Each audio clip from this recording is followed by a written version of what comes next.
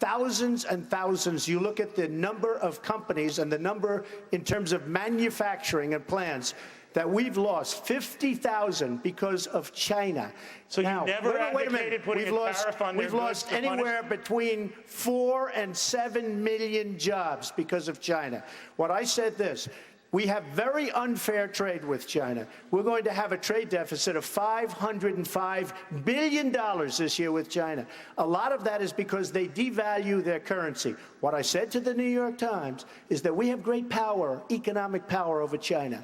And if we wanted to use that, and the amount, and where the 45% comes in, that would be the amount based on their devaluations that we should get, What I'm saying is this. I'm not saying we do it. But if they don't start treating us fairly and stop devaluing and let their currency rise so that our companies can compete and we don't lose all of these millions of jobs that we're losing, I would certainly start taxing goods that come in from China. Who the hell has to lose $505 billion a year? I'm sorry, sir. You lost me. But I do want to understand that. Well, it's not that complicated, actually. Then I apologize. Okay. But then I want to understand, if you don't want a 45% tariff, you say that wasn't the figure, would you be open, or are you open to slapping a higher tariff on Chinese goods of any sort to go back at them? Okay, just so you understand, I know so much about trade with China. Carl Icahn today, as you know, endorsed me. Many businessmen want to endorse me. I know, but that's Carl said, no, but he's somebody that,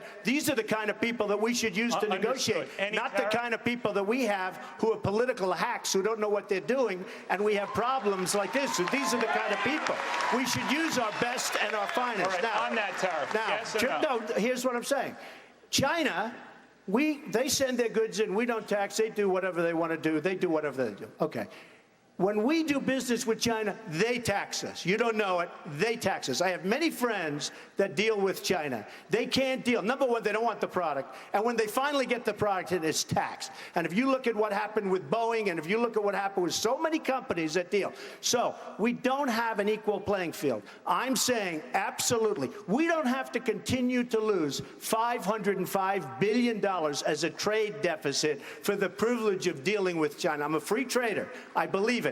But we have to be smart, and we have to use smart people to negotiate. I have the largest bank in the world as a tenant of mine. I sell tens of millions of dollars. I love China. I love the Chinese people, but they laugh themselves. They can't believe how stupid the American leadership is. So you're open to a tariff? I'm totally open to a tariff. If they don't treat us fairly, hey, their whole trade thing is tariff. You can't deal in China without tariff. They do it to us. We don't do it. It's not fair trade.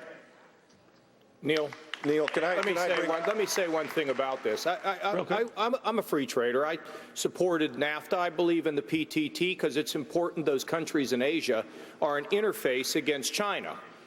And we do need China. Donald's right about North Korea. I mean, the fact is that they need to put the pressure on.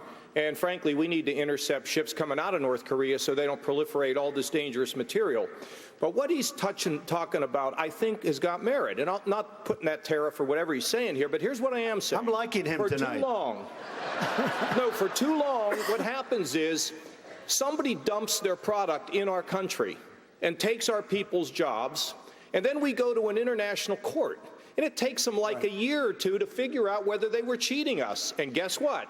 The worker's out of a job. So when they be found against that country that's selling products in here lower than the cost of what it takes to produce them, then what do we tell the worker? Oh, well, you know, it just didn't work out for you.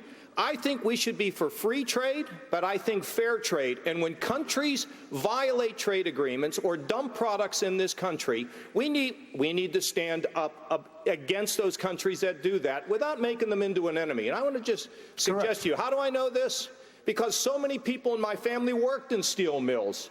And they didn't work with a white collar, they worked in a blue collar. And the fact is those jobs are critical. They're hardworking members of the middle class, and they need to be paid attention to because they're Americans and they carry the load. So let's demand open trade, but fair trade in this country. That's what I think we need to do.